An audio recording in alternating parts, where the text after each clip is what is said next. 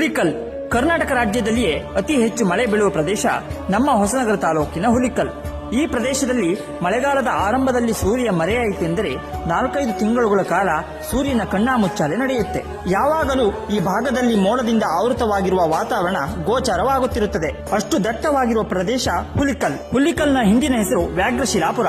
ಇಲ್ಲಿರುವ ಪುರಾಣ ಲಕ್ಷ್ಮೀ ನರಸಿಂಹ ದೇವಸ್ಥಾನದ ಸುತ್ತಮುತ್ತ ಹುಲಿಗಳು ಅತ್ಯಧಿಕವಾಗಿದ್ದು ನಿತ್ಯ ದೇವರ ಗುಡಿಗೆ ಬಂದು ಮಲಗುತ್ತಿದ್ದವಂತೆ. ಇದರಿಂದಾಗಿ ವ್ಯಾಘ್ರಶಿಲಾಪುರ ಎಂಬ ಹೆಸರು ಬಂದಿತು.